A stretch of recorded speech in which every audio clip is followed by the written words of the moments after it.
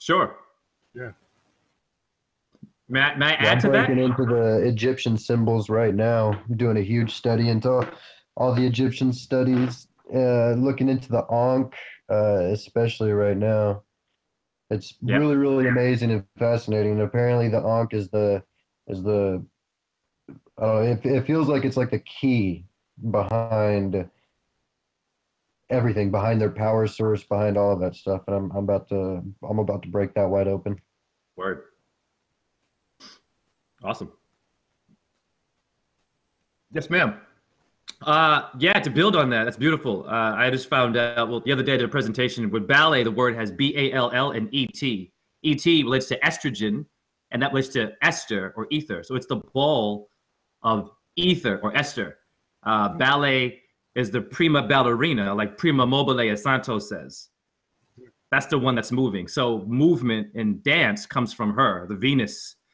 She's the one doing it in ballet. So when I'm always going to etymology, I always find that these words, for example, in ballet, jete, in Jesus, and in jete, we jump and do that stuff. So we're basically honoring Christ consciousness through the ether, through the ball, the dodecahedron.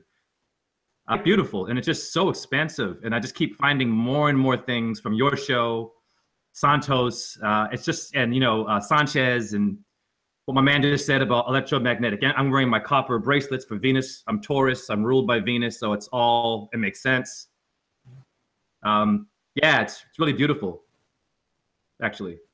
It is. Totally. Yeah, totally. I mean, when we stand at fifth, Oh yeah, absolutely. The more I watch and the more I interact and get to talk about this, the more I learn. Because even as I'm like to relate out loud my words that I write down to explain to people, I figure out better ways of explaining it than I had it written down. And I'm like, ooh, that actually makes more sense than what I wrote down. I'm like, I think that's actually the way it goes. And then I start, going based off of that. I don't know. I kind of make connections the more I talk about it and the more I connect with people. So I'm glad to be here. And awesome. that's the same way for me. Sometimes I'm from Germany. That's why I have a strange accent. But, you may wonder, Wow. oh yeah, it's all kinds of accents. Totally. And sometimes I don't have the vocabulary in English to actually tell about something. Sometimes you miss the words, and then somebody helps me and say, "Oh, it's like this," and then I write it down for the next time, and I think, "Oh, a way to explain it," because sometimes I don't know the words for it, or say it in German, but nobody understands it. Uh, Basically, my view on it, my theory is what I explained to you before as far as the ether and the perturbation. The best way to lay it out is like you know, oh, well, I guess that's getting into it. I'm going to try to figure out a way to say it quickly. Said before is where the creation happens, the continuous creation of that with an added torus creates a plane of inertia. Within that plane of inertia, in between anything and everything, energy is compressed to a point of density that creates I don't like calling it matter because matter hints at particles, and I don't believe in particles. I believe the universe works in electro waves. So I call it elemental material instead of matter. So the in between the two toroids, since the being pushed down from both sides and getting compressed into that plane of equilibrium, matter right there or elemental material is created. And from there on, the process just continues until frequency and vibration takes over to control the energy and create. Well, my whole deal is I'm looking for the grand unified theory. I want to unify religion, science, and metaphysics all into one because religion, aka faith, and science and metaphysics are the three main principles of life that everybody revolves around. I mean, you're either within faith, which is like politics and religion, or you're within science, which is logic, or you're within metaphysics, which is spiritual. Besides that, everybody, there is no in between those three. Everybody else is pretty much categorized within those three areas of life. They're just the principles, and I'm trying to find the unity of all three. So that way everybody stops their complaining and, crying and all their indifferences and stop the division. I want to get everybody to think on one mindset and to realize the truth that, combines everything. No longer are we looking at this kind of physics or that kind of math or this kind of whatever. No, we're going to look at, electromagnetism, look at geometry, look at Fibonacci sequence and stuff like that, get the world to be on one page. Oh, my bad. Yeah. Can you hear me now? Yeah. Yes, I agree with what he just said. It's about oneness. It comes from one source. In ballet, we have 5 major positions. We have 5 elements, and the first one is earth. So what my teaching is designed to do is to get everyone in the studio to realize it's not technique. It's actually a physical consciousness that is telling you something in your body. You have a bicep is 2, a tricep is 3, that's 5. So I tell them these things so that they can see it in their body, and it can be like, oh, wow, so ballet and dance relates to science or physics. So when they leave my studio, and then I give them assignments, a teaching assistant where I teach, and I also am a student. I'm going for my master's in choreography. My thesis is about Venus, ether. It's all about the goddess, which it somehow still seems to be an issue today, where astrology and anything to do with the sacred feminine is like, whoa. So it's interesting that I'm grateful that I'm in the system to teach that we can align those 5 positions of ballet with the 5 elements, the 5 geometric shapes, and it goes on and on. And how Brother Sanchez was talking about 5 being Saturn, and it's like it goes on and it builds. And so then when I'm listening to all these things, I realize that ballet is this sort of forgotten element. A lot of people say, I tried dancing and it was too strict, and it is. When I was dancing, I had to jump higher, I had to turn faster. I was told that, I'm black, I can't do ballet because I should be doing Alvin Ailey and African dance. But Africa, it means terra in etymology, which is earth, the first damn element. So because I know my elements, I can then debunk all this shit about, well, you should do this and do that. It's about one source. And geometry and dance are definitely linked to that. King Louis made ballet famous. He was a Freemason. Medici, the famous queen who killed 50,000 people in one day, was a patron of the ballet. She slaughtered the Protestants, but they weren't stupid.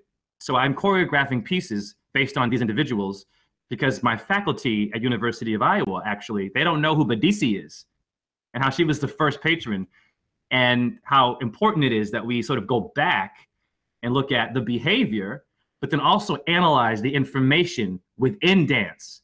And that is a hidden secret in there that if you can decode it, a man was saying about ether and oneness. Sorry if I was going too long there. Yes, well, when we stand in 5th position in ballet, we hold our arms like this, which is the dodecahedron. And I researched that from Santos's information. I was like, wait a minute, when I'm doing this in dance, I'm holding that ball, or the child, the chi, C-H-I. So we're carrying this like a cradled baby, these circles, right? And so we know that Vesica Pisces, that's once again Venus, and moving around and how she dances up there or everywhere. A pas de deux is a dance for 2. I can tell you each ballet step in terms of a zodiac, if you don't mind. So for example, we have tour en l'air in ballet, which is a jump.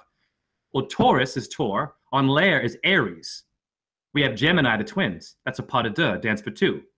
Then we go to Cancer. It was originally the scarab. Well, that's scarabesque in ballet. And then we get to Leo, pas de chat, step of the cat.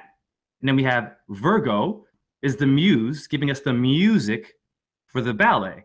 And then we get into Libra. That would be in Francais for ballet. And then we have Scorpio is the stinger. We have Piqué, which means to sting in ballet. And then we have the Sag, the half man, half horse. We have pas de cheval, step of the horse. And then we have Capricorn. Capri is the goat. Well, we have cabriole in ballet, which is cabri means goat.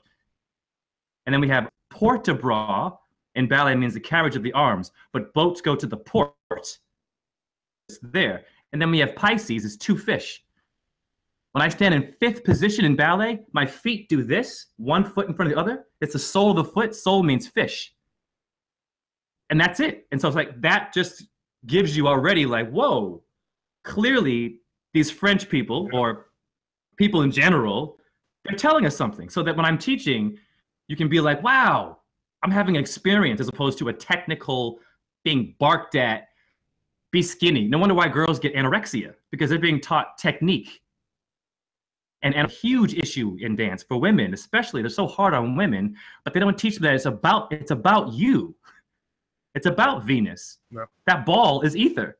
It's the dodeca. So what I was wondering, do you also have a position in dance for the sun and the moon? For the sun and the moon? I was wondering. I can think about it now. Well, we have what is called rond de jambe, the leg. So the way the sun moves, I'm pretty sure that step is basically expressing that. Oh, okay. So I could tell you the moon might be adagio. It's at nighttime. So we have adage, sort of slow. I would say that the moon is a reflection of the energies in the combinations that we might have. On the bar at ballet, we start at the bar and we're very stationary. But at the end of class, we finish with grand allegro, where we're jumping up to who? Ether. Yeah. It's beautiful. Yeah.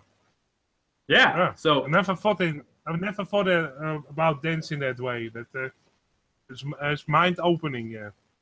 Yeah. Well, you have the tribe of Dan. Right. You know, I mean, Dan, Daniel, like it's totally there. And you know, my teachers were great teachers. I had Russian teachers, Rus, Taurus fields. Oh, by the way, for my man who mentioned the Taurus field, pardon me, your name again, sir? The gentleman who was speaking for 4 hours, I'm sorry. Matthew, is it? Yeah. I was going to say that tutu is an anagram for Taurus. So the tutus that ballerinas wear is an honoring of that Taurus field. So when they're spiraling and I'm partnering her, I'm spinning her, or she's spinning us with the Taurus field. It's gorgeous. Yeah. I mean, it is. And I think that ballet can heal. So what I want to do is start my own pedagogy where I also have a modern class. It's called Angles in Motion. To square the triangle that makes the circle. So basically very simple. I get them to move and make points with their fingers, angles, and they fill the shapes in and they make circles. I shit you not. If you're a beginner, you'll be a master after a week because it's atomic energy. Your body wants to move in those shapes. Those hand movements you just made me think of that of folking, just like in what Madonna was doing, folk. Yeah, it's everywhere. Totally, sign language, mudras. They're all angles. They're creating shapes. So move in these little points of interest.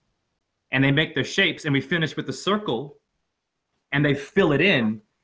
It blows. I learned from them. I'm like, wow. So I'm seeing your unique atomic way of moving. You know, I also teach that, you know, pi is 22 divided by 7, right? We have 22 bones in our skull in a 7 pH balance. They don't teach that shit. So when I'm saying, when I say things like that in the class, they're all like, whoa, oh shit, I'm actually that number? Like, yes, you are. You are that circular shape. You know, my biceps are round, my eyes, everything. It's a flat earth, and disco balls and metaphors and things that are hidden that are really cool. Oh, yeah, for sure. Yeah. I'm looking forward to an hangout of you on the Sun and the Moon group. Yeah. Yeah, no, I'm honored. Karen's been amazing. She's done some videos for me. She stayed up all night putting videos of my 1-minute presentations, which if you want to follow me on YouTube, I'm Rawzen, R-A-W space Z-E-N. And I'm on Instagram as Rawzen617. And so I just do... Can you see, are you on your computer? Yeah. Can you see the group chat on the side? Maybe you can... how does that work? Maybe put it in there. You have... okay. Or you have those the chat. Oh, I see it. The buttons and above one is Okay. chat, and then you can post a link to your channel. That's handier. I always do it like that. I see. Perfect. Yeah. So I look forward to just expanding with you all because I mean I'm making a lot of connections from this show specifically. Mhm. It's an awesome show. Oh yeah. And I'm honored. You are all just so beautiful. That's great. Thank great. you. Thank you for that. Yeah. Yes. Yes, it's true. If I could say it too to Karen, I often hear you say that, you know, you're not doing anything, you're not saying anything. You're doing a lot. I watch you on the show. You're so humble, but you're providing a platform for a lot of us to get out there. You've already helped me get my name out there a little bit more. That's a huge. You're a medium. The medium is like the most important aspect of all of this. Without the mediums, there's no small to large. That's the neutral place. I just wanted to let you know that. See, Karen, I told you before that it was the case. Yeah. Of course. It's great. It's great to hear it from another person. That she's great. Of course. Come on. It's a powerful ability. Not everybody has that, and you found it, so good for you. Indeed. Karen is uniting us all. Wow. Bless you, man. That's amazing. Yeah. Good for you. I woke up at like around 37. I started to see things, so wow. Thank you. The younger the better. He has more time to do research. Absolutely. Absolutely.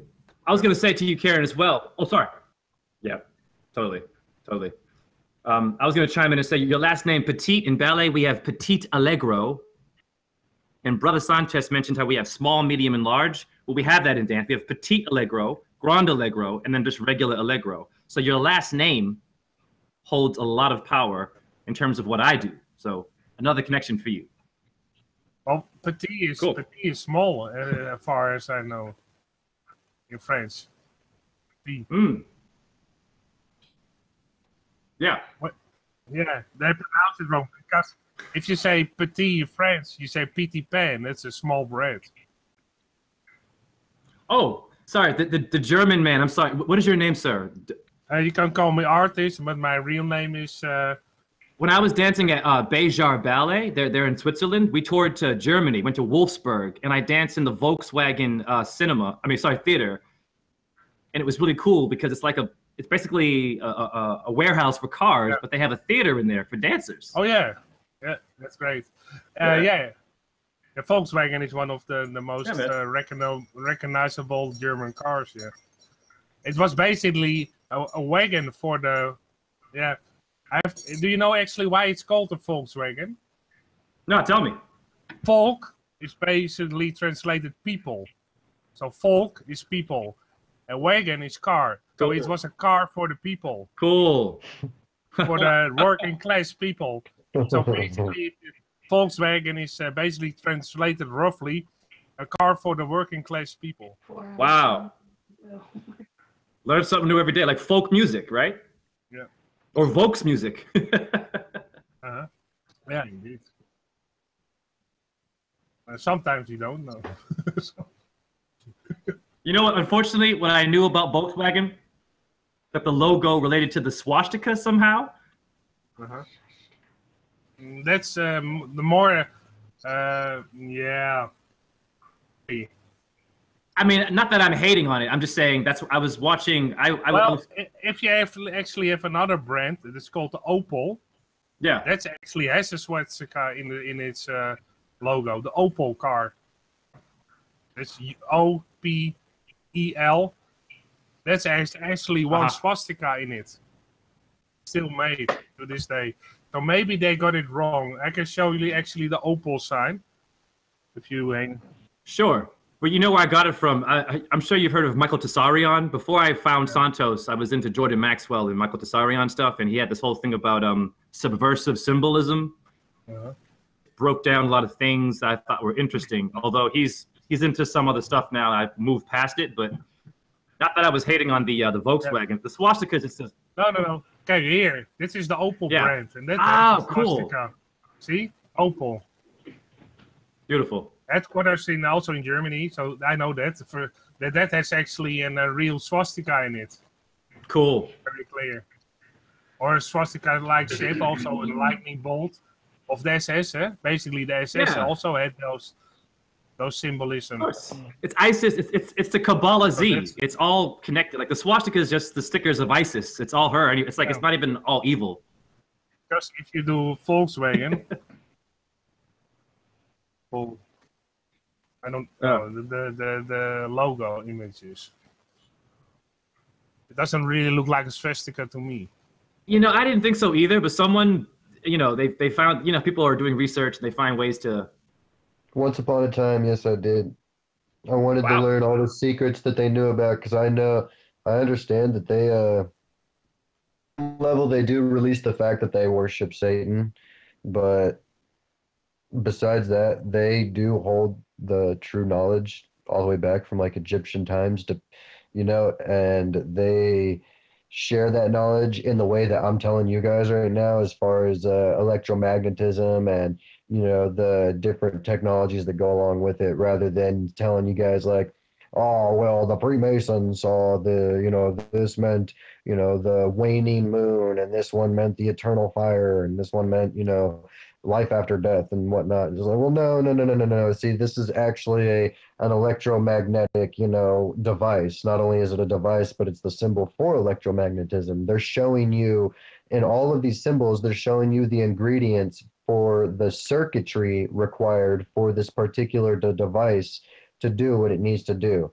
So if you actually notice, each Ankh that the pharaoh possessed, so if you look at each individual Ankh the pharaoh possessed, inside of the Ankh or around its inside like borders, it has a bunch of different petroglyphs or hieroglyphs. And I believe and they're all different. I believe that each one is a different recipe of circuitry for a different effect of the Ankh. So like one of them would do, a healing. One of them would be a weapon. One of them would do maybe levitation. One of them, et cetera, et cetera. It's either that or they were formula or recipes for changing the frequency of the Ankh, of the field that it put out, so that way it could do different things using the Fibonacci code as the key sequence.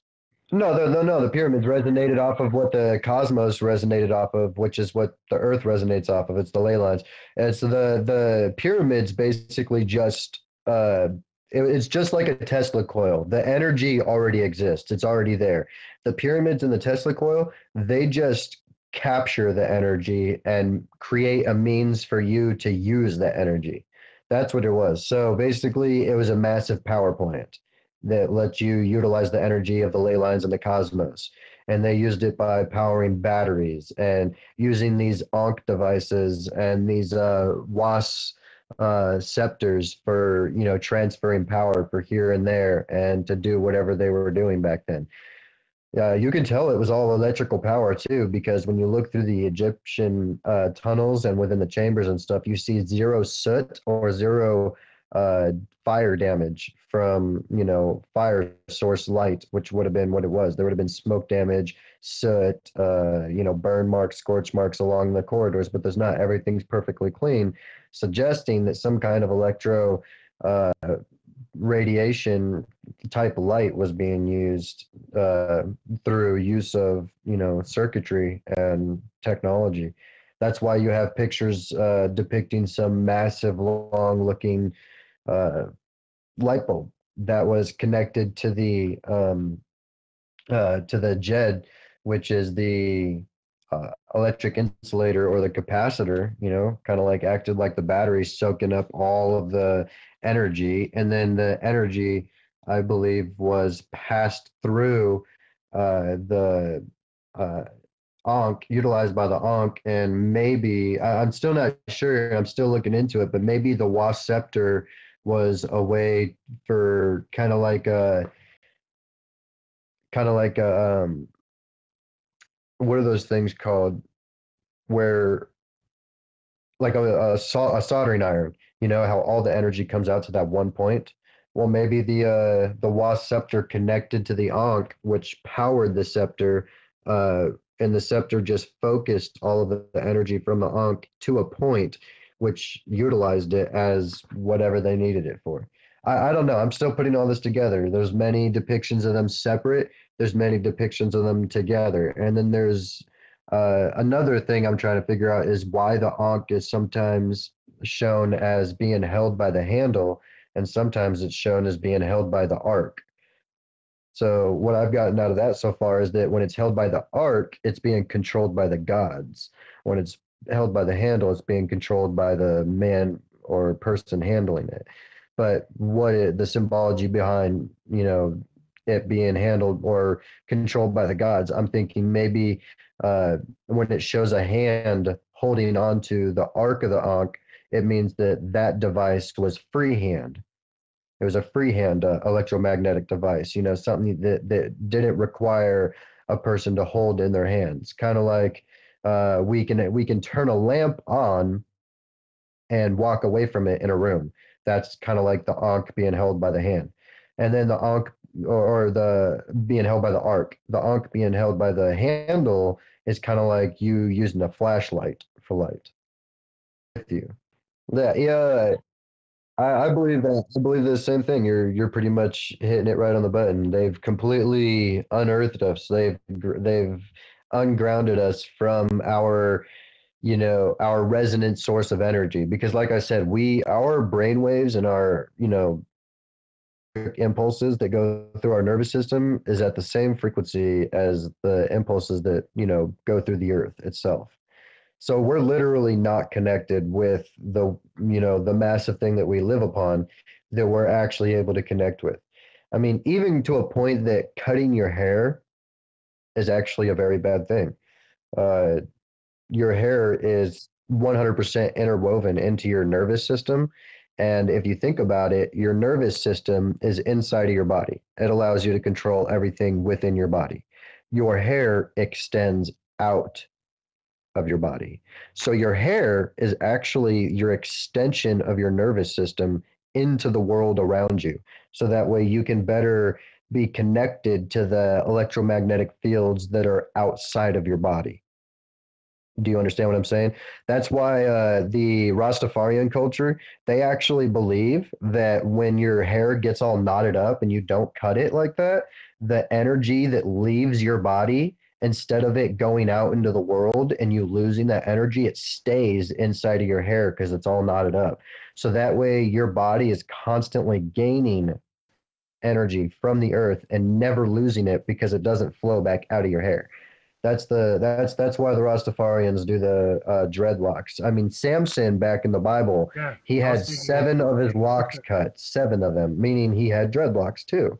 And that was his premise, as long as he did not cut his hair, his energy or his strength would be contained. It's pretty interesting on how deep it gets with electromagnetism. It's not just physical, it's not just technology, it's not just metaphysical, it's spiritual, it's everything. It is the essence. The Ankh is known as the symbol of life because electromagnetism is the essence of life. It's what binds and holds everything together. Like the wizards back in the day, the sorcerers, energy, the magic, all of that. That was electromagnetism. They just found out how to utilize it. I absolutely believe that back in the day there were, just like in the Mahabharata, it talks about the wars of the gods. There's even in the Bible, there's a book called the Wars of the Gods. So you can't deny the fact that Bible, it says that all man, the Son of Man, Jesus, so-called, says that we're all gods, lowercase g, and we're all creators. And then it says the war of the gods, plural. And like I said, if you want to get really technical, Elohim, which is the normal word, the Hebrew word for God, is actually a plural word and means mighty ones. So technically, there is no one God. There's multitude of gods, even though the Bible says that there's only one, but that's held in the same belief as like the Egyptian belief system. They have a belief system where there was one complete deity, but he, out of creation, created 8 deities. And the 8 deities out of his creation is what everything is. It's called the Ogdode Primordial Eight. It's the elements that created the divine creator according to the Egyptians. It's according to the cosmologies of Hermopolis and I don't know how to pronounce it, Khmnu. But basically, the Ankh is derived from those names because the names are Amun, Atum, Kepri, Ra. Oh, there's Tatentin. So when you put all the names together, oh, I'm sorry, here they are: Amun, Amunet, Nun, Nunet, Kek, Keket, Het, and Hahet. And when you put all those together, just with the first letters, Aannkkkah, Ankh. That literally spells out Ankh. So out of those 8 that created the Ogdad was the one. And the one created the Ogdad, the 8. And out of the 8 were the 8 main gods of Egyptian lore that gave their power and everything to everybody. So each Ankh was based off of the specific god. So like one Ankh to one god would be for creation. Another Ankh to another god would be for knowledge and power. Another Ankh for another god would be for medicine and healing. Out of the 8, there's basically in the Egyptian lore, there's 8 principles upon which all power and everything are based off of. And from that 8, there's one specific that's spread out into that 8. That one specific, like I said before, you've got frequency. Without frequency, you don't have the other continuums: time, space, matter, and then you've got the other 3 continuums. Frequency, energy, and vibration. Then, of course, you've got electromagnetism, which is a result of the all creating a trifecta of the 8.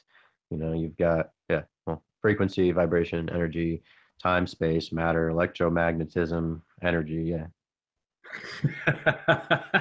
Wow, for a young man, he's saying a lot of things that are sinking. I actually wanted to chime in about the pyramids because we have in our brain metal array pyramids, and I believe that like this mystery of building the pyramids, I think that the brain is a very powerful thing, and I think that back in those days we were way more connected to our pineal gland and the geometry in our head, and I believe that we built it from this source, this very powerful antenna, and its connection to, of course, the frequencies. And today we have Black women wearing weaves on their head, and they're burning their skull to get their hair straightened, in order to fit into society. Aphrodite. I said in the whole bleaching and everything, people with the blonde, everything that they're doing, they're destroying and chemically destroying their outside shell to keep it from the inside. Yes, exactly. You're absolutely correct. Yeah, and so I've tried my best to illuminate that, and they get mad at you, like, don't you talk about my hair, and they're making a fortune, and it's interesting, like we've lost the concepts, like Aphrodite is Venus or the moon, Afro. So when you grow that Afro, you're growing that tree out of your brain, because cortex means bark of tree. Medulla means pith of plants. Whoa, spine means thorn. Thalamus, receiver of the flower.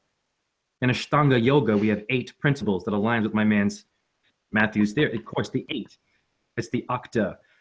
It's everywhere, right? So when we're trying to get to these principles, I think that we're just so distracted from corporate, obviously wearing sneakers because they're sneaky, and we're covering up our feet. Sole of the foot. Soul means sun, right? So when you're walking on the earth, I earth all the time. I earth today in front of my mom's beautiful house in New Orleans. I just stand in the dirt for 30 minutes and I can feel it. I can feel a shift and it changes you, and you're not relying on corporate foods and your appetite and all this, like, the blood pressure, your sugar levels are all mixed up and confused. And so it's one of the best things you can actually do. Yeah, that's right. Hey, if you're gonna do a video about that, check out Dr. Sebi's diet. That guy had the perfect diet, Dr. Sebi. And then I would combine that diet with what you're talking about, with the grounding, with your feet in the dirt. But then I would also combine that and do those 2 things in the afternoon and in the morning at the times when you can sun gaze. Yeah. Cool. sun gazing. You can also talk about the most relaxing and most refreshing thing ever. Yeah, you can also moon gaze, huh? Just putting it in there.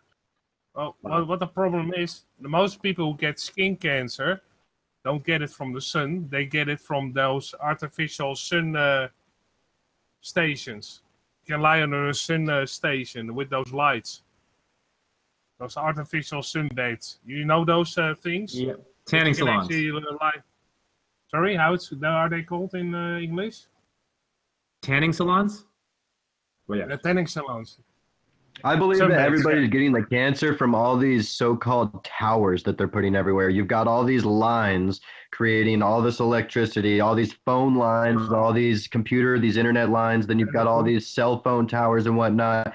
They're creating so many electromagnetic fields that are coexisting with each other, creating more and more and more potent and concentrated mixed energy that's creating these electro radiation discharges that just aren't normal. They're abnormal. Their geometric shapes and their frequencies do not match natural things. And when they match through our body, much like when you drink any kind of liquid that's been microwaved, it's all bad down to the molecule, down to the micro bit of it.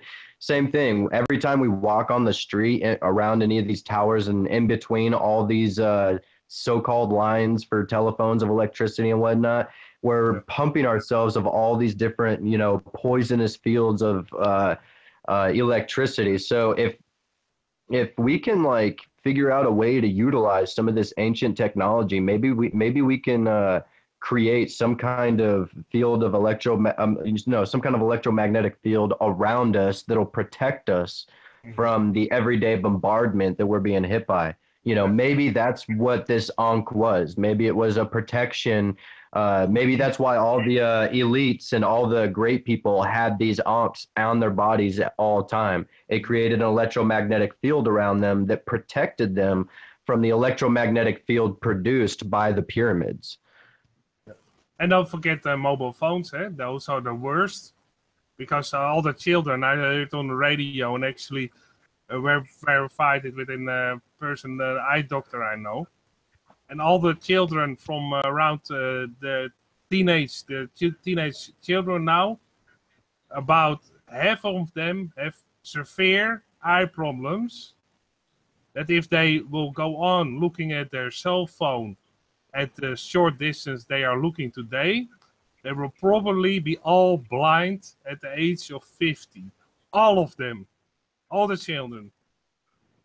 So, because what I learned back in the day, when you had the first computers, and maybe some other people as Raw maybe knows that, when you were sitting at the desk, what you were learned for a computer, that you had your screen further away as your arm length. In the schools, at the first computer class, put your screen as further away as your arm distance, because otherwise you will get severe eye problems. That was basically in the textbooks of the first computer classes back in the 80s. But people forgot that. Yeah. And they had the posture, how you sit at the desk, and also how high your desk should be, and how high your keyboard should be. Because I'm sitting actually at the exact rate as you're supposed to sit at the desk, and I can sit there for hours, and my eyes don't hurt, my neck doesn't hurt, my elbows or joints don't hurt, because I'm sitting in the right way you should sit at the desk behind the computer. And all those children also had severe neck problems because they are sitting in the wrong way. They're staring down at their cell phones. So a lot of children have severe neck problems and also eye problems. Even some children had already they were about 15 years old. They had such a severe eye problems in their eyes that their nerves were already damaged upon no repair. So that's a very big, serious problem children have today. No, the lines in the computer that you're looking at, I know what you're talking about. The lines appear because Within the screen, that's a hardware thing, 100%. I could explain that simply because of engineering. There's actually very tiny lines of individual receivers, tiny little individual receivers. And that's why when you look at your computer screen through like a cell phone, you'll get all these different lines going up and down on the screen itself. It's completely a hardware. It's in the creation of the screen, so it has nothing to do with that. But now, if you were to take a magnet and bring it to that screen, and you see how it warps everything around it, that's showing you the dielectric field of a magnet. Yeah, wicked dangerous. I believe that they know how to induce. As a matter of fact, not just believe, I have patents in my phone, patents and patent numbers of technologies and frequencies they use to induce specific behavioral patterns within people. And they use our TVs, radios, and they also use these towers to do that. So not only are we being induced with radiation at a constant basis, but we're actually being bombarded with specific frequencies emitted by these towers from government agency, whoever they are. I don't want to create some conspiracy out of it, but they're being emitted, and it's creating a behavioral pattern in the people. It's keeping us mundane, basically, to where people aren't, getting too excited and whatnot. And sometimes at certain places, these things just, I think they just obviously fail. When you get riots and stuff like that built up, people just come through in a certain way to where these towers, that just doesn't matter. But that's going to get dangerous in the future, because now they're putting in all these new towers, all these so-called 5G towers. So what kind of control capabilities are they going to have with these towers? Next, first thing you see once these towers goes up, what happens? We see these towers goes up. Next thing you know, there's all these mass shootings that nobody seems to be able to explain or anything. Oh, darn. Yeah, wait a minute. I don't know if they're doing that where you guys are. Well, over here in America, they've got all these towers that they're putting up, 5G towers. And it's for I don't the have new... them near me. I live. Yeah, we have them here. Yep. I live in the forest. The closest cell tower is about 50 miles away. Well, that's pretty good, man, especially if you live up in the mountains. Even if you live up in the mountains, though, don't forget, look at what happened in California just now, man. They've got those aerial weapons, those weaponized cones in the front of the airplanes that use microwavable laser technology, and they start fires. I mean, look at the California fires. Even the tree shrubs that are directly rubbing up next to houses are not burned completely. The houses are burned down to a complete crisp, but like bushes next to the houses, no. So what I'm thinking is that these lasers, they're damaging only organic, or they're damaging inorganic, not organic compounds. So everything organic, as you can see, all the trees are not touched, but everything else is. So it's not getting metals and stuff like that, but it's destroying everything like wood and whatnot. I don't know. I want to study the Hutchinson effect a lot more. I think the Hutchinson effect literally deals with, he's found a way to the actual frequency of the object. What that does is it nullifies what's holding that object, what's holding the elemental material together inside of that object. So to make it less confusing, I'll just go ahead and say particles and molecules. So basically, the Hutchinson effect, he creates a frequency that matches the exact frequency that's holding the molecules together, that creates that block of metal. And what that does is it vibrates the air around it at the same frequency, matching the molecules. So the molecules start separating to fill the missing space in the air. And that pretty much just like turns it into a mush. And that's what you see. It's Tesla technology. He built a box that you could hold in your hand, and you could put it next to a skyscraper and make the skyscraper shake to the point of being like an earthquake.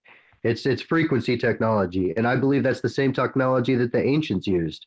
Vibration, frequency, and energy. That's why Tesla said that. He's like, think in those terms, because everything eventually revolves around those three principles.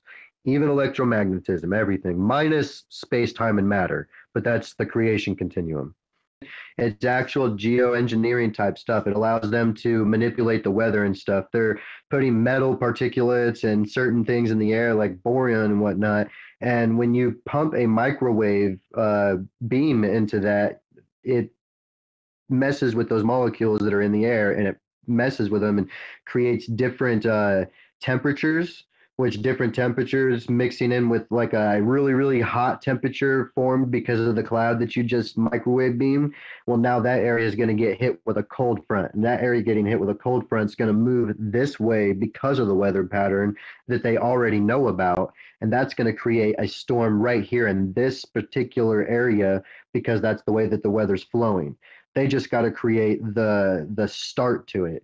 That's so I'm wondering if that's what they're doing with the pipes in the water, is if they're ionizing the water, and that pumps the air full of, like moisturizes the air and mixes with those chemicals that are in the air, and then they pump beams of microwave energy into the air to. Well, that's what they're doing with everything. They're back engineering. What do you think CERN is doing with their Hydra Collider? They're trying to back engineer God, for crying out loud. The God particle. Come on, give me a break. But yeah, no. Just before you go any further, I'm going to leave because it's now 3:30 in the morning over here in Germany, and I have to get up in about 4 hours. So, bummer. Thank for all the great information. Thank for the. Yeah, that's great, as always. See you next time. And if I don't see you before the new year, everybody a very healthy new year. Pleasure meeting you. Yeah, definitely. Great talking to you. I'm willing to keep going if you guys are, just for BSing and, trying to get to know each other and our knowledge and connections and whatnot. I'm going to take like a 5-minute intermediate smoke break. So give me a sec. I'm just going to listen. Yeah, I could hear you guys. Oh, I wasn't sure if you could hear me. I was just curious. Yeah, so I do want to get in on some of the Egypt, since we're winding it down and we're just kind of talking about randoms now. What do you guys think? Have you guys researched the Egyptian symbology at all as far as our way of thinking and electromagnetism? Honestly, like I really do believe that the reason why they knew all that that stuff was because I believe in the fallen angels, and it's the only story that seems to resonate, the best with me as far compared to like all the other religious stories. The only difference being that I need to get down as far as my personal belief is what I heard earlier today. I need to study the word Elohim more, because if it's plural word, then that means the Bible really was based. It really was a story based religion created off of the Egyptian belief system. And if that's the case, then I really need to figure out where everything really did start. Well, I know that Elohim means to turn and twist. Can y'all hear me? You can hear me? I can't. This is my first time doing this, so I don't know if I've lost connection. No, I can hear you. I can hear you great. Okay, cool. Yeah. So in ballet, we do pirouettes. And pyros means fire. So the pyramid means fire in the middle is in a certain place. So to my understanding, I would assume that the way that they saw what they saw, all these things, is they had a certain kind of a natural relationship. And once again, with metal array pyramids in the brain, and it's going up, they had a unique relationship with the ether.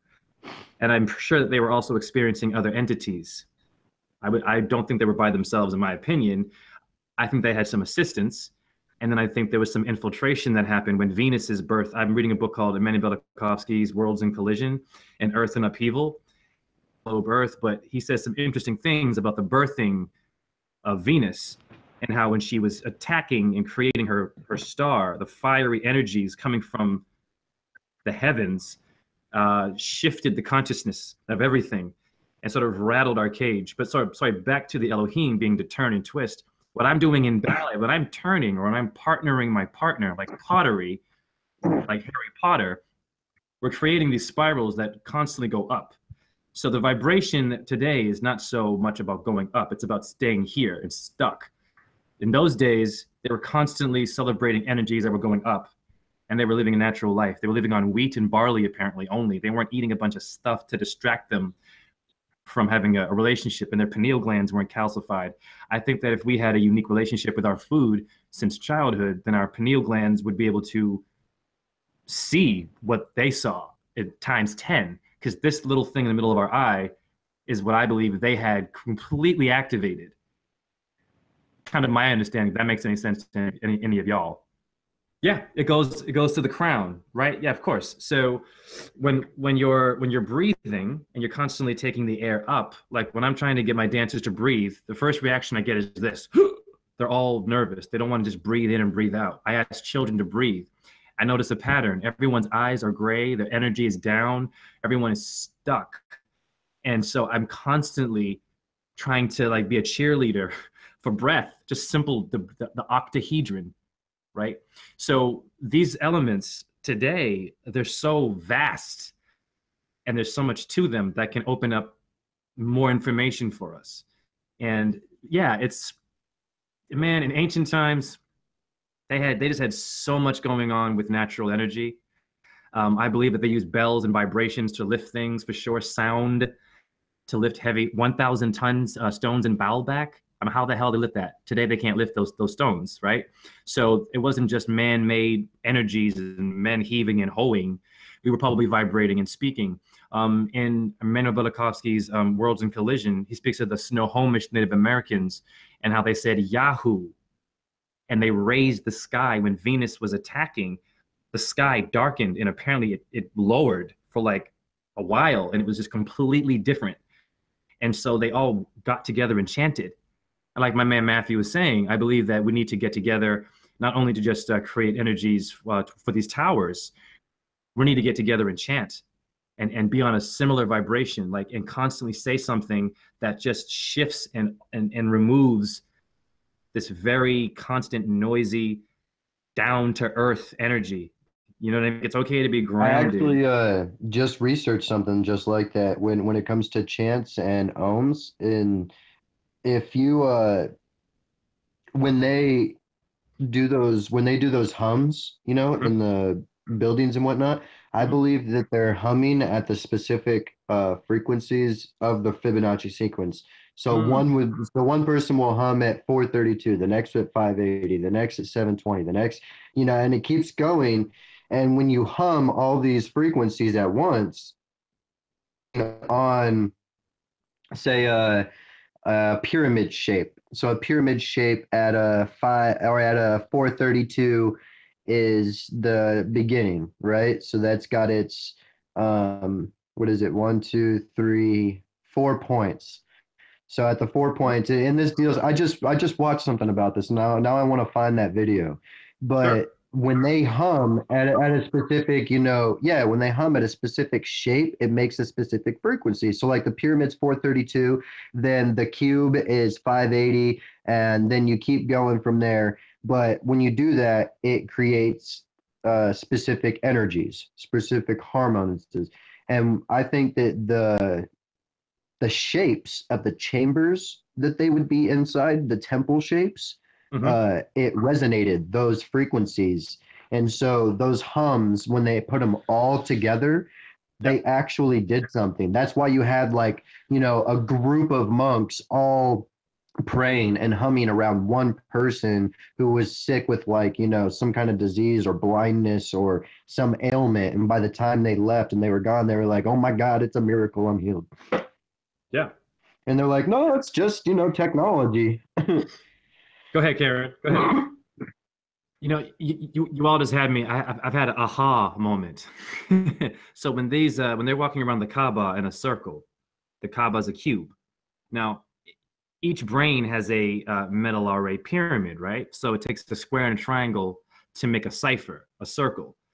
So now I would gather that if these individuals were walking around that Kaaba and chanting in a certain vibration, they are making all the geometry that could open up and send energies up that could possibly take us to a higher vibration or possibly even repel half the crap going on today. But because there's so much noise in here, understandings of God, they're not really chanting, I think, in a manner where, like what you just said, Karen, like, okay, so it takes all these pyramids to make a icosahedron. If you look at geometry, they stick together upside down and they work together to make the elements, and they each have a stage.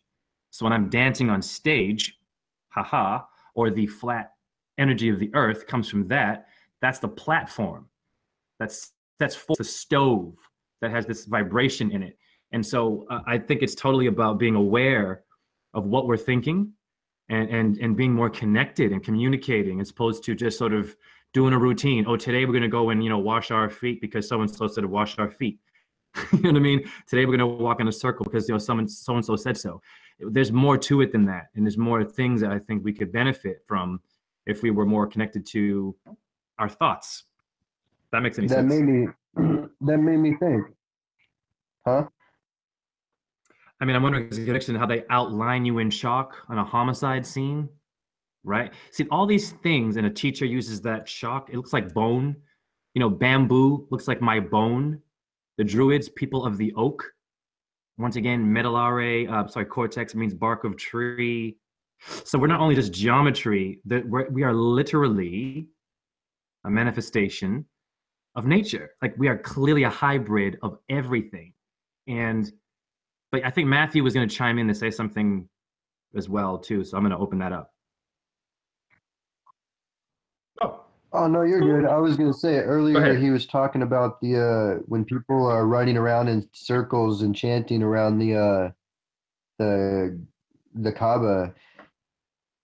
It made me think, when I was picturing it in my mind, I've got a visual mindset, and it looks like a visual manifestation of electromagnetic field around a cube magnet. It looks like the torus around a cube magnet. Yep. Totally. Yeah. Well, not the torus, but technically that would be like the plane of inertia, really. And all around them, if there was like an energy kind of circling in a spiral form all around them as they went around in a circle, that would be like the returning energy into the cube, which would be like the magnet. It was a striking thought. That's all. That's awesome. Yeah. Yep. Sure. Earlier, when I was doing a video with you guys last time we did a video, I actually made it an invention. I call it the seed screw, but it's basically like here, I'll show you guys. It was when we were doing my first live video with you guys. I made it. I was just sitting there while we were talking about everything. Here, once I find it, I'll show it to you guys. But basically, you fit the seed inside of this thing, and it's made out of copper that you stick into the ground. The spike copper part goes in the ground, so that feeds the energy through it. And then the energy is pulled through a magnet at the top part of the screw. And then and then there's a secondary copper ring around the top part of it, so that way the energy is pulled back. Here we go. Pulled back through the ring. Okay. And it's on the so here, can you see this? Mm-hmm. So this is the copper part right here, and it's got a twisted coil on it, so that way the energy comes up to it. Here's a magnet right here, so that way the energy is pulled into it and thrown out this way. And the copper ring focuses the energy, so that way the energy doesn't go everywhere. So you pack this part inside full of dirt, and you put the seed right in the middle right there. So that way the energies from the earth are forced through there into the seed and up and out. That way the energies are forced out, creating a column, and the seed will naturally follow that energy because it's the thickest and strongest part, and it'll grow stronger and better. If I could add to that, Santos gave me some wonderful advice. I had a plant that was dying. I had 2 plants that were dying. And I felt horrible because I left them outside in the sun, and it just got really cold in Iowa. I'm going to the University of Iowa there. And they just died. So for a whole month, the plants, nothing grew. Nothing was coming out. And I was like, shit. I was trying to give them water. So I asked him, did he have any advice? He said, chant Hare Krishna. So, I felt kind of weird about it. I'll be honest with you. I'm all about that energy. So I did it, talking to these plants. I'm chanting, I'm chanting. Nothing was growing, but I shit you not. About a month later, 3 green things start pumping out of the dirt. And the other plant, green leaves start pumping out of the sides of the dead plants from chanting to it. And so now, not only do I have 3, then a 4th one grew. And there were 3 that were dead. And so it's like there's definitely something going on within the geometry in our head, like where our brain is designed with the pyramid structure or the sort of tetrahedron energy. There's a fiery electricity that when we chant, when we set forth energy and we have the right intention, we can grow anything. We can change anything. How did I end up in a university teaching what I teach? I was horrible in school. I was in special ed. I was told I was dumb, all this stuff, right? And then somehow I had no undergraduate. I didn't go through writing classes, but I went through research. I woke up, and so somehow the universe put me. So there's an energy that we definitely can create from either chanting or putting your energy towards something that is about creating life. Totally believe that we can grow and do anything with our brain. The not funny, but the great thing about what you just said is the fact that they said about Krishna, which means that he derived that chant out of the Indian-based faith. And this is what I'm talking about when it comes to the faith connection. And I feel like I actually just figured out how to find that faith connection because of what you just said.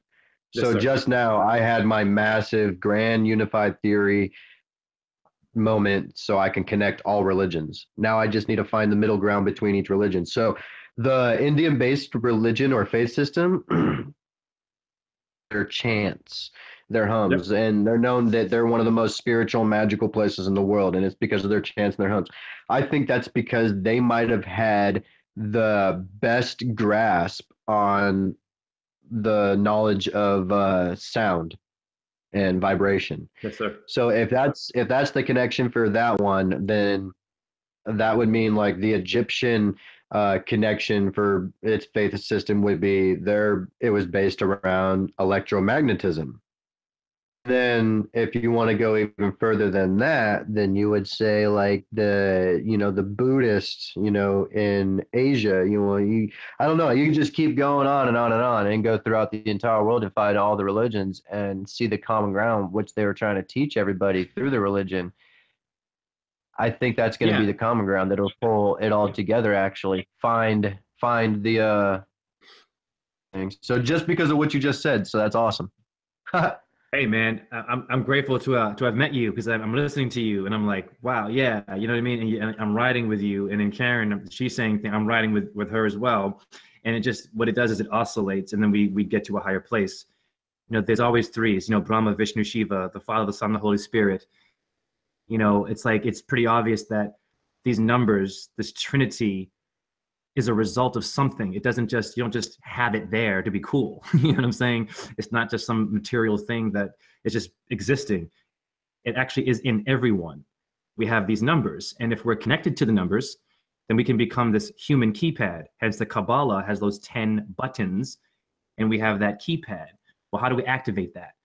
Well, we don't activate it by eating McDonald's, obviously. Nothing, I mean, I used to eat the stuff, and so if anyone struggles with eating that food, I empathize, but clearly these things are being thrown in our face to have us disconnected from having a supernatural experience or literally making something happen out of a miracle experience. And so, yeah, that plant thing for me, when Santos told me that and I did it and I saw that, I was like, it came at a great time for me because I was going through a bit of a difficult time. I was like, wow. And the plants were inside my house with no good light and chemtrails everywhere. Like, wow. It's amazing.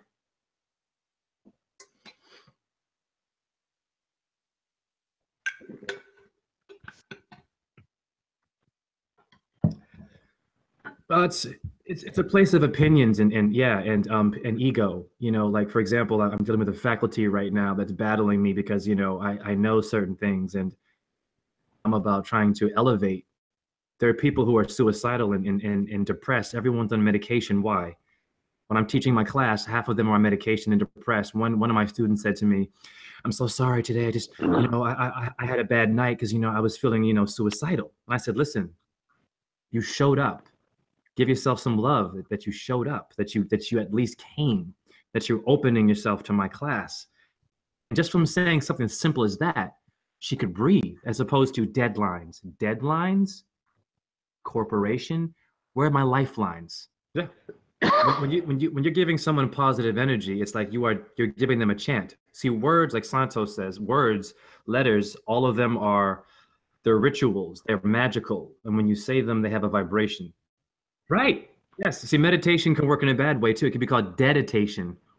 Well, I found a word, deditation, where we're all like, for example, when I go to the saunas and steam rooms, everyone has their phone in the sauna and steam room at my university, sweating with freaking Beats by Dre headphones. Okay. And I tell them, I say, listen, there's radiation in your phone. So imagine if there's 20 of us sweating with these phones, how much radiation is that going into your body? And they all look at me like no one is telling them the basic stuff. It's like, it's amazing. It's amazing. Could I share something? I made a connection with this, the idea of the earth and the disc. So clavicle means key. And Cleopatra named herself after this bone. And I thought, why? Etymology. Cleopatra relates to the clavicle. Well, unkey means earth. Key. This is pretty flat if you look at it, right? It's pretty much like a disc. And this would be your dome. So in Black culture, we say, she gave me dome. We always use this dome thing, right? I don't think it's a coincidence that we have a dome over our key. This bone right here, I'm convinced is a very important bone and is a symbol of that actual disc of the earth. Like this, I believe for me, is that platform. Your torus fields, hence whirling wheel chakra. When you breathe from your torso, which is the halo shape, I believe all this is connected. As I'm bringing it up, it's bringing this little disc. And what the earth, I believe, does, it's a symbol of that. The earth is like it's a platform it's holding, and then it bursts. And that dome that we have above us is, I believe, a vibration coming from beneath the chakras, as Santos was talking about, other chakras beneath the earth, and they're all working together, good and bad, and they hit the earth, and they elevate. And then we are on the most beautiful plane, or a symbol of that, in my opinion. On to y'all. I actually think that resonates quite well. I mean, it almost follows the same principles like the eye, you look at the outside of the eye, kind of like your clavicle, and then the pupil part would be where the head or everything else would come up, because the head would represent the crown, or where the energy, the energy in out area right here. So that hole would go in through the clavicle area. So yeah, I could see that all being interconnected and everything. Yeah, man. Yeah. And so I think our Egyptians, they were connected to it. Egg hides in the word Egypt. Kemet and Cush give birth to Egypt. It means black. Well, soil is black. We're all black. This whole thing, Black Lives Matter. Well, of course, black makes matter. Dirt makes everything. Every color, every flower comes from these names, and they're just containers of energy. And it's sad that we get intellectuals who sort of just give us, definitions, but they don't give us an actual esoteric grasp of how we relate to it, and how if we're using the words and using our bones and our vibration, we could all be little bells that elevate things and set forth a spark, which I believe is what stars are. Even Sanchez says that the stars were sperms. When he said that, I was like, shit. Look at the Ophiuchus constellation. It's an obelisk. It's the penis. And then beside the Ophiuchus, you have the Chotum and Scrotum, I think, constellation. Scrotum? Maybe the balls of Osiris? Right. Well, that's all of us. So it's just sexual energy. And so these constellations, they're shooting energies and they're working together. They know what they're doing. They know what their value is, and they get it done. It's good and bad. It's more complex. Yeah, go ahead. Of course. Yeah. They're all aligned with those stars for a reason. Oh, I see what you're saying. Yeah, totally. Yeah, totally. I mean, those are, yeah, totally. Yeah, I agree with you on that. These things are very old. Totally. They've been around. I mean, if anything, I would this is a battery. The pyramid's a battery, and it's generating. It's awesome. So of course it would be something that goes beyond anything. Totally. I mean, if we have it in our head, I was talking about the clavicle key, the dome of the head, medullary pyramids in your brain. Um, Egypt comes from the term black for soil, vibrations, energy. It's okay if you don't remember. I mean, there's a lot of stuff. I don't know. I'll be honest with you.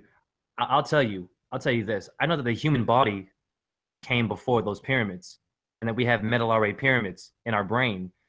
So I don't know. I think it goes all the way back to the very, very, very first body or bodies. You know what I'm saying? I don't know what they look like. I know that we had, well, they've been tampered with a lot. They've been messed with. And of course, man coming in and, building Taco Bells, for Christ's sake, in Egypt now, and Pizza Huts. And it's ridiculous. I mean, no, it's good. Because I've also, there's an old pyramid in Ireland. It's like it's actually probably older than the ones in Egypt. Have you heard of? I forget the name of it, but there's a pyramid in Ireland that's pretty old too. So this is pretty deep. I mean, this concept is not just in Africa. You know what I'm saying? It's clearly a design that's, I believe, created syncretism. It had to. I mean, because you see it, the ziggurat in Samaria. You see it in Mexico. They had theirs. There's pyramids underwater. I think in Japan they find. I'll let Matthew take that. Happens when an organic material becomes like rock. That's petrification. So you're with that hypothesis, that would mean that the pyramid was made out of an organic material and then it petrified over time into stone. That would mean the closest thing that it would be wood. The pyramid would be built out of wood, but it wouldn't. I don't think it would have no, it would be more evident. I mean, petrification becomes pretty obvious, especially with how old they say the pyramids are. After a certain amount of time, there's a place called the Petrified Forest in America, and all throughout it, all the stumps and whatnot turn into opal. It's this really pretty mineral, but that's what happens after petrification for a really, really long time. It starts turning it into like an opal. So the pyramids would technically be like all opal if they were petrified. So, yeah.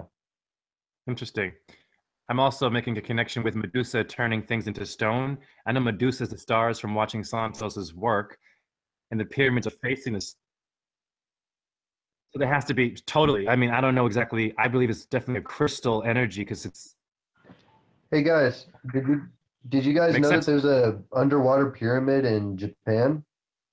Japan, yeah, I thought so. I mentioned, yep.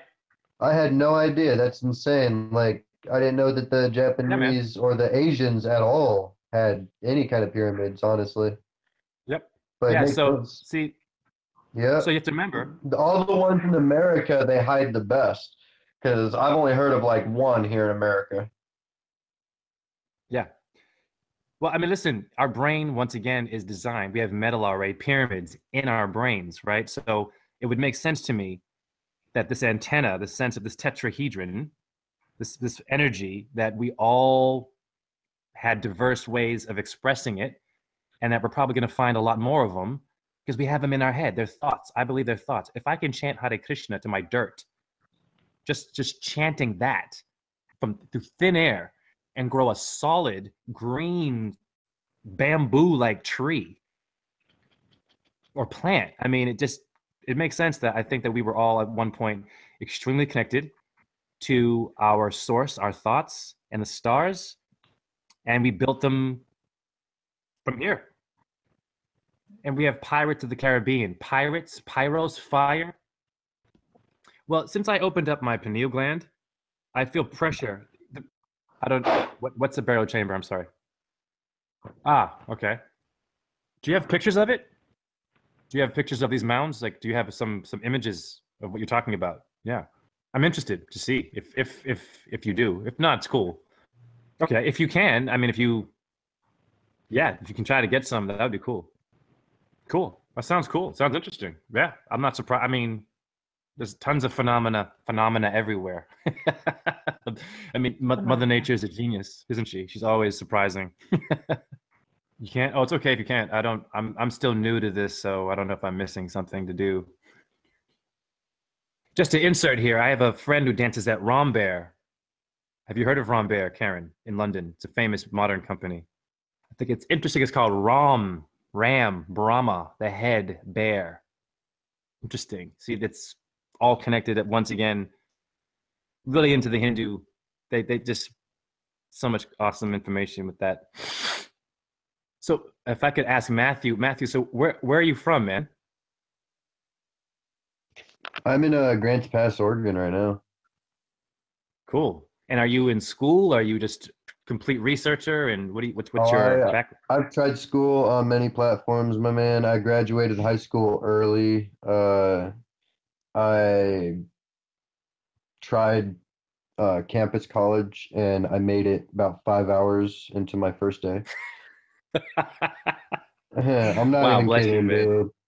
I got Dude, out of school early and I joined the Air Force and I realized that sucked and I left. Well, I it didn't just suck. I didn't realize it sucked and left. But I had a heart condition, and it was medical and whatnot. But mhm. I left and it did suck and I'm glad I left because it would have been whatever anyways. But Yep. I kept traveling and then I tried doing campus college and right when I got into my first class, which was Spanish class, I sat down and it just sucked. And then I got to my next class and I sat down and it sucked. And then, like a half hour into my class after that, I got up and I walked out and I didn't go back to school for a few years. Got a laptop, tried to do online school because I'm like, I don't like class. Maybe that's what it was. So I did online. And then I don't know, dude. When learning becomes um, becomes like a necessity, like you better do this, I guess I can't do it. It's either that or subconsciously I knew that I was learning a bunch of BS and I Mm, just couldn't stand it because all this stuff that I'm learning right here, I've been doing, you could ask my best friend, she's sitting here next to me. I've been doing this for like days nonstop. The second I wake up till I go to sleep, and I only sleep like yep. a few hours, and it gets on people's nerves, but like I can't help it. I've got a mindset to find the answer to something, and I'm gonna find it. That's awesome, man. That's yes. Yeah, it's when I first started getting into the information, man, I was getting into symbolism. And I was actually in England at the time. I was staying with a friend in London. And I went outside and I started making all these connections and I started to feel like, holy shit, like there's a lot more going on. And everything just started to pop out. And it's kind of, oh, there it is. Cool. I'll check it in a second, the photo thing. And just to chime in. Okay, cool. Yeah. Yeah. To chime in with Matthew, like, I don't know how, man, but I'm almost done. I'm in my last semester at University of Iowa. And I don't know how I'm doing it. I'll be honest with you. Like they're trying to go for diversity, and I believe that it's more about, oh, okay, cool. We have some people of color. Let's see if it works. And then it just kind of feels like, well, oh, maybe it's not working, so maybe we should just sort of get rid of some or make it hard or so many mistakes and weird things that are going on. And there's a lot of good people there too who have been very supportive. And so I'm grateful. So I'm not going to completely, bash it because it's definitely been very open to me because I teach in the way that I teach, and it's a miracle. It's in a system that's designed to institutionalize and control. But I'll be honest, man. It's the last leg. I have like maybe 4 more months left, and a part of me is just like, why? It's because it's a battle. They fight you, and they want you to defend yourself and defend, and they're flawed. They make all kinds of mistakes in their syllabuses. But then if I say, hey, there's a mistake here, it's hindered my progression. I feel like, I get, no, just do it. Like what you said, just do it, do it, raw, rigor. That's not consciousness. That's not what the intellect wants, I don't feel. It doesn't need to be traumatized in order to get a point across. why am I defending myself? It's just like this constant like structure of you're never good enough. Like in ballet, same thing. When I was dancing, long story short, it yes, totally am more sensitive. Yeah, yeah, I agree with you. Yeah, you're right. Yep. I think we all could. But I'm just saying it's a miracle that my thesis proposal went through because it's about astrology, and I'll never forget. I was in class. It's queer studies, and so I was in the class because I'm trying to get as much information about the sacred feminine and how it's being repressed. And of course, we are afraid of talking about anything to do with the goddess or anyone who associates with being feminine, and it's weak, and we insult them. And I'll never forget this. My teacher was saying he was defining homosexual. So I raised my hand. I said, homosexual etymology actually relates to Uranian, which relates to Uranus, which means Greek for the heavens. Now, when I said that, he looked at me. This is an Oxford, graduate, PhD, all this stuff. He knows Kemet. He speaks all this right Hebrew. He can decode things. And I could sense in his body that he felt like I was maybe trying to show off or make it weird because the energy shifted once I did that. Now, as opposed to embracing that and saying, hey, wow, etymology.com, all you have to do is just look up a word and you can maybe associate what your vibration is to astrology, as opposed to people. So then now the gays are hating the gays and the transgenders are hating the trans, and they're competing, and the feminists are hating those. It's like everyone's in a group. No. Don't go to a group. Go to information, man. Research. Go online. And this guy was basically saying, don't research. Don't go to Google. You can't do that. Why would you discourage people from getting information for free? How did I get to university? From research. It baffles me. The ego is so, man, and ego is geo, which means earth, by the way. It's all about earth. Captain EO, Michael Jackson in Disney World, that was a thing back in the day. What is EO but geo? Ghana is earth. Gionum, the G in Freemasonry, is earth. Gionum is hell in Jerusalem, which Santo says is your third eye, which is a triangle point. It's right here. Once again, that pyramid, right? What came first, us or these structures? What happened with this brain of ours? We've lost the impetus to influence people to go on their own and research. So I'm going to stop hogging the mic. If Matthew wants to chime in or Karen, please feel so. Oh yeah, let me go to Facebook. Sorry, you sent a lot. I'm going now. I'd love to continue, but I'm going to go ahead and step out now so me and my friend can hang out and go to bed in just a bit. Pleasure to meet you, man. I want to hang. I can't wait for next talk. Let me know when it's going down. I'll be here. Yes, definitely. Pleasure to meet you, man. What sign are you, brother? Pleasure to meet you guys too. Pisces. Pisces, cool. Pisces. All right, later, y'all. Peace. Cheers. Okay, Karen. I'm checking these out. Well, I've made a connection. One of your pictures is really cool. This one, Old Sarum Castle. If you put a C in Sarum, you get sacrum, which is sacred, which, once again, telling you for sure, there's the bones and the elements in our bodies, clearly, all over the world, we're synced. We were synced. We were connected to our body and nature, and we built things as a reflection of that. I mean, you're showing me, even in the names, it says the body part, right? So it's a no-brainer, literally, a no-brainer. It's cool. Oh, those are sacred places. Those are sacred for sure. They're spiritual. I'm seeing it. Have you done a presentation on these pictures? You should. Cool. Well, yeah, you should definitely do your own take on it. Do your own take and expand upon it, because what you're saying, this stuff, I would, keep going with it. It's interesting. Cool. Well, I can't speak on these images. I don't know, but I can tell by the names that there's definitely something much deeper than just man building them or a moat. I don't know, but it's kind of late in my house. I should probably wrap it up because I think people are sleeping. But so when do you think we should do this again? This is really amazing. This was Yeah, you are. Wow. I think New Year's Eve, I might possibly be able to jump in there at some point. That's cool. Oh, I would love to get in there at some point for sure. My gosh, you're kidding me. Including me, Wow. including me. Are you including me?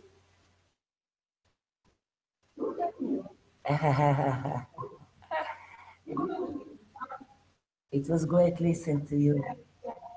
Hi, you did. Pleasure to meet you.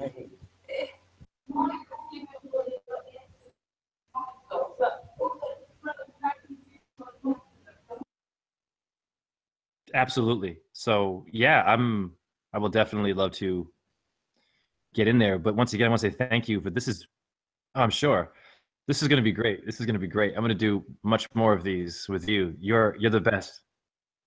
Cool. Yeah, send me his stuff, and I look forward to doing this again for sure. Just send me. Yeah, today you sent me the message. I got it while I was out, and and then I was able to sync with you. So just send me the message whenever you guys are floating, and then I'll just jump in. Maybe it's 9:32 here now, p.m. No, you don't. And if you did, I'm sure you would season me.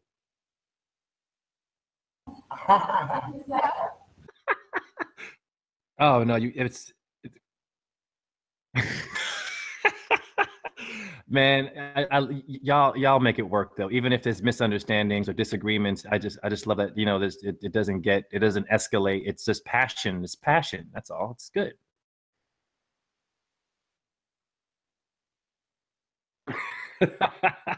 Well, that's because of when I saw Santos's presentations like years ago, it was his direct energy. I was like, okay, I know this person. I felt like this was a person that I'd met before. And I just started to vibe right away. And he made it so easy. And it was enjoyable. And no one says pig's bum like him. Pig's bum. And Jesus. I love it. I love it. It's classic shit. It's classic shit. Yeah. But I'm gonna get off, and so yeah, just holler at me when we do it again. And thanks, it was an honor and a pleasure to meet you, Judith. I'd love to hear more from you next time as well. Right. Thank you. So are you. Definitely, yes, ma'am. Peace. Bye. Peace. Bye.